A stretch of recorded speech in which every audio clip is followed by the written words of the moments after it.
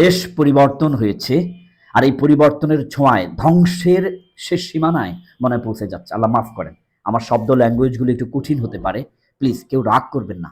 আর রাগ তো তারাই করবেন যারা চোর। আমার সামনে এখন এমন দুজন ভাই আছে, তারা আমাকে বাধ্য করেছে, দয়া করে আমাদের ফেসটা আনবেন না। আমি একটু আপনাদেরকে একটু থামাতে চাই। Ice break. যে চুরি করে, মানে চোর, আমরা এমন জায়গায় এসে পৌঁছে গেছি যে চোরের পরিচয় দিতে যাব তাতে আমাদের চেহারাই লুকানো লাগে। মানে চোরের কথা বলতে গেলে কিভাবে বলবো তাই নিজেরাই আড়াল হয়ে গেলাম। আমার সামনে যে দুজন ভাই আছে এনারা বিশালভাবে ধোকা খেয়েছে। মানে এই জন্য উনি বললেন, ভাই আমি যদি এখন ওদের নাম বা ওদেরকে মেনশন করি, তা আমার তো পরিবার আছে। আল্লাহ মাফ করুক। কিছুদিন আগে মনে হয় দেখেছেন, রফিকুল ইসলাম মাদানী তিনি ওয়াজের মধ্যে বলেছিলেন, কোনো মাদ্রাসায় কোনো চোর চুন্নি চুরি করে বেরিয়ে গেলেন, ছেলেরা ভুলক্রমে হোক একটু পানি ঢেলে দিয়েছেন, মেবি ঠান্ডা পানি, এটার জন্য ছাত্রদেরকে ধরে নিয়ে জেলে ঢুকায় দেওয়া হয়েছে। অথচ যিনি চুরি করেছেন উনি বিন্দাস উনি বেরিয়ে গেলেন। ওনাকে এখন পর্যন্ত কোনো ইনকোয়ারি প্রশ্নোত্তর করতে হয়নি, অথচ আল্লাহ রব্বুল আলামিন পবিত্র কোরআনে বলেছেন, আস-সারিকু, ডান থেকে প্রথমে এই একটা কাটো চুরি করলে, যদি সে আবার চুরি করে তাহলে উল্টে যাও, বাম থেকে এই একটা কাটো। আবার যদি চুরি করে উল্টে যাও, এই থেকে একটা কাটো। আবার যদি চুরি করে এই থেকে একটা কাটো, উলুট পালুট করে কাটো। খোদা সাক্ষী করে বলছি, এটা আমার কথা নয়, এটা আল্লাহর আইন। এইভাবে যদি সে শতবার চুরি করে তাহলে পুরো অঙ্গ থেকে কাটতে থাকো, মানে জোড়ায় জোড়ায় পয়েন্টে পয়েন্টে কেটে তাকে পুরো ফুটবল বানায় ফেলে।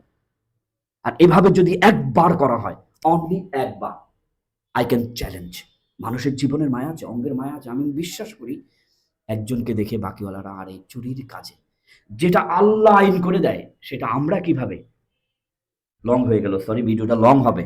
ভাইজান এক জায়গায় টাকা দিয়েছেন, উনি মেবি বিস্তারিত উনি বলবেন, 3 কোটি টাকা নিয়ে হাওয়া হয়ে গেছে ওই এজেন্সি। চলুন ভাইজানের কাছে যাওয়া যাক। ভাইয়া আসসালামু আলাইকুম রহমতুল্লাহ। আপনার যেভাবে ভালো লাগে, যেভাবে বললে সহজ হয়, আপনি আপনার মতো করে বলেন। সামনে আসবেন প্লিজ। ওয়ালাইকুম আসসালাম ভাই। আহ, যিনি আমার টাকাটা নিয়ে গেছে ওনার সাথে আমার অক্টোবরের 8 তারিখ ওনার এজেন্সি গিয়েছিলাম, গিয়ে ওনার সাথে একটা ডিল হয়েছিল আমার, যে দুবাইয়ের যেতে। তো আমি যতটুকু জানি যে দুবাই ভিসা হয় না, তারপর উনি বলছে যে 100 নয় 1000% গ্যারান্টি দুবাই ভিসা হবে। আহা। তখন একজন মানুষ 100 থেকে 1000% গ্যারান্টি দিলে স্বাভাবিক বিশ্বাস করতে হবে। জি। তখন আমারও বিশ্বাস হলো, ওনার সাথে আমার ডিল হয়েছে। ডিল হওয়ার পরে উনি বলছে যে 2 মাস 15 দিনের ভিতরে আমাকে দুবাই পাঠাবে। তখন অক্টোবরের 8 তারিখ ছিল। তো ওনার সাথে আমার স্ট্যাম্প হয়েছে, উনি আমাকে এটা চেকও দিছে।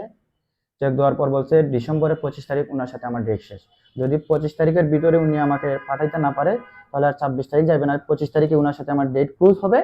আর 25-20 দিন পর উনি আমার টাকাটা দিয়ে দিবে, 1 লক্ষ টাকা দিয়ে দিবে। পাসপোর্টের সাথে আমি 1 লক্ষ টাকা দিছি। তারপরে এই 2 মাস 15 দিন ভিতরে উনি, ওনার সাথে অনেক কথা হয়েছে, অনেক সময় বলছে ভিসা হচ্ছে হয় নাই, প্রবলেম, বছরের লাস্টে তখন এরকম করতে করতে আমি ডিসেম্বরের। মধ্যখানে আপনাকে থামায় থামায় প্রশ্ন করব।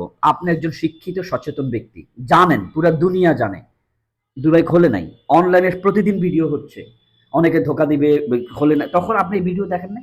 ভিডিও দেখছি, আমি অনেক সময় ভিডিও দেখছি, কারণ আমি ওনার কথার উপরে এই যে মানে বিশ্বাস করে ফেলছি, কারণ উনি 100 না 1000% গ্যারান্টি দিচ্ছে। আর আমাকে উনি বলছে যে ঠিক আছে দুবাই বন্ধ, উনি ডাইরেক্ট কোম্পানির সাথে ওনার লেনদেন আছে। ও আচ্ছা। তো একজন মানুষ বলছে যে উপরের লেভেল ডাইরেক্ট কোম্পানির সাথে হাত, তখন তো সবাই বিশ্বাস করতে হয়। বুঝতে পারছি। আমিও বিশ্বাস করছি। বিশ্বাস করার পরে যে 25 তারিখ ডেট শেষ হয়ে গেছে, আমি ওনারে কল দিছি, বলে ভাই কিরকম, উনি বলছে যে তোমার ভিসা হয়ে গেছে, তুমি 1 তারিখ পর্যন্ত ওয়েট করো, বছরের শেষ তো, তারপর তোমার 1 তারিখ ভিসা যদি না হয় তাহলে 1 তারিখ তোমার সাথে আমার লেনদেন ক্লোজ হয়ে যাবে। তখন আর 1 তারিখ হয় নাই, হয় নাই, 31 তারিখ উনি চলে গেছে। 31 তারিখ হলো, ওনারে অনেক কল দিছি, কল ধরে নাই। 1 তারিখ কল দিছি, কল দেয় নাই। 2 তারিখ থেকে আর ওনার ফোনে কল যায় না। শেষ। তারপর দেখলাম, শুনলাম, খোঁজ খবর নিলাম যে উনি দুবাই চলে গেছে। শুধু আমার না, অনেক মানুষ আরো আছে ওনার টাকা নিছে। উনি লন্ডনে আর দুবাই নিয়ে কাজ করতো। এই লন্ডনের প্রচুর মানুষের টাকা নিছে, চলে গেছে। তারপর শুনলাম আগে টোটাল প্রায় 3 কোটি টাকার মতো। তারপরে আমি একটু মানসিক চাপে পড়ে গেলাম, কারণ আমি আমার ফ্যামিলি দেখলাম। আমার এক বোন আছে, বোন বড়, আমি ছোট। এক বাপের এক ছেলে, হ্যাঁ। তারপরে এখন। জায়গা বিক্রি করে টাকা দিয়েছিলেন। হ্যাঁ। বাবা যায় না, মানে এখনো কিছু হয়ই নাই, তার আগে জায়গা বিক্রি করে ফেলার জন্য। ভিডিওর মধ্যখানে বলি, আগে ভিসা দেখবেন, চেক করবেন, আপনার বন্ধু, বাবা, প্রিয়জন, আত্মীয় স্বজন ওখানে পাঠাবেন, তারা দেখবে, চেক করবে, যদি দেখেন যে ভিসাটা 100% শিওর, তবে লেনদেন করবে। যাই হোক, অন্যের ব্যবসায় আমরা হাত দিতে পারি না, রিজিক আল্লাহর পক্ষ থেকে আসে। আমরা এইভাবে করি, আগে ভিসা দেখবেন, চেক করবেন, তারপর আমাদেরকে পেমেন্ট করবেন, তাহলে আর আপনার টেনশন করার দরকার নেই। জি, এখন আপনি বললেন যে ওখান থেকে আমাদেরকে কিভাবে পেয়ে গেলেন? আপনাদেরকে আমি এত দূর থেকে আসছেন। 4 মাস আগে হঠাৎ টিকটকে ভিডিও দেখছি, তারপর আপনারা আসলো, প্রায় সময় আসে, তারপর আমি দেখি একদিন ফেসবুকে দেখলাম, ইউটিউবে দেখলাম, সোশ্যাল মিডিয়া ফলো করতে করতে প্রায় সময় ফলো করি, দেখলাম যে প্রচুর মানুষ যাচ্ছে আপনাদের মাধ্যমে, আলহামদুলিল্লাহ। অনেক মানুষ আছে। তারপর আমি একদিন বিশ্বাস হলো, তাহলে যে আমি গিয়ে দেখি। তারপর আজ অনেকদিন ধরে আপনাদের সাথে যোগাযোগ করছি, তারপর আজকে সরাসরি অফিসে চলে আসলাম। সঙ্গত কারণে বা 5ECর কারণে আমরা আব্দুল্লাহ ভাইয়ের পরিচয় প্রকাশ করতে পারিনি এবং ওনার এলাকাটাও বলিনি। তবে চলুন, এখন ওনার সাথে একজন বন্ধু আসছে। কি পাশ করেছেন ভাই? আমি অনার্স থার্ড ইয়ারে অনার্স থার্ড ইয়ারে পড়েন উনি।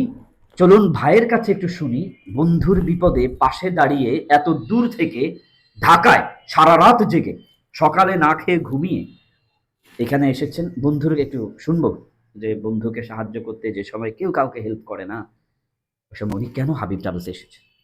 আসসালামু আলাইকুম। আমি আমার বন্ধুর সাথে আসছি কারণ ও বর্তমানে খুব মানসিক বিপর্যয়, মানে মানসিকভাবে অনেক ভোগান্তিতে যাচ্ছে।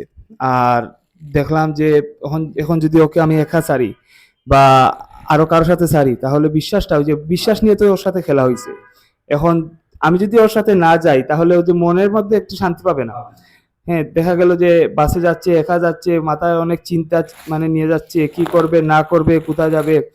আর সবকিছুর পরে ভাই দেখেন, ও বলছে 100% বিশ্বাস করে ফেলছে। 100% বিশ্বাস মানে ওর চূড়ান্ত বিশ্বাস। এখন ওই চূড়ান্ত বিশ্বাস নিয়ে যদি এখন আবার আপনাদের কাছেও আসে, হ্যাঁ আপনারা মানুষ ভালো, সহি, তারপরেও একটু মনের মধ্যে থেকে যাবে, যাবো কি হবে না। হ্যাঁ হ্যাঁ, আমি বলতেছি, হ্যাঁ ওইটাই। তাই আমি যখন আপনাদের ভিডিও দেখালো, তখন আমি আপনাকে দেখছি, চিনছি, চেনার পর মনে হলো যে না, আপনি মানুষ হিসাবে অত্যন্ত ভালো। আর আপনাদের ট্রাভেলসে যেহেতু ওর বলার পর আমি আপনাদের আরো ভিডিও দেখছি যে মানুষ নিজে ইয়ে করছেন আপনারা, ওইগুলো দেখে মনে হলো না, তাহলে বিশ্বাস করা যায়। দেখেন, দুঃখা তারাই দেয় যাদের উপর আমরা বিশ্বাস করি। বিশ্বাস না ছাড়া আসলে দুঃখা কেউ দিতে পারে না। বিশ্বাস, যেমন আমি র্যান্ডম কাউকে তো আর বিশ্বাস করবো না। আর হ্যাঁ, বাচ্চা, জি, সচেতনতা, আর আল্লাহ যদি মর্জি থাকে তাহলে তো বাঁচার ইয়ে থাকে। তবে সচেতন থাকা উচিত। কোনো জিনিসে 100% গ্যারান্টি নাই, তবে নিজে হাতে পেয়ে, ওই যে আপনি যেটা বললেন, ভিসা যদি আমার হাতে থাকে তখন আমি বিশ্বাস করতে পারবো। হ্যাঁ, বর্তমান জি, বর্তমান বিশ্বে আসলে ওই যে চূড়ান্ত বিশ্বাস কাউকে করা যায় না, নিজের পরিবারকে করা যায় না। আর ও তো আর কি একটা ভুল করে ফেলছে, যাই হোক, ওটা কিছু করার নাই। এখন আপনারা আর কি এটা থেকে উদ্ধার করে দিবেন ইনশাআল্লাহ। ভাইজান কথা বলেছেন যে আল্লাহ সাহায্য যদি না করেন কোনো সুযোগ নাই, আর নিজেকে কিন্তু সচেতন থাকতে হবে। ওনার এই দুইটা কথা দিয়েই ভিডিওটা শেষ করতে চাই। ভালো থাকবেন। আসসালামু আলাইকুম রহমতুল্লাহ।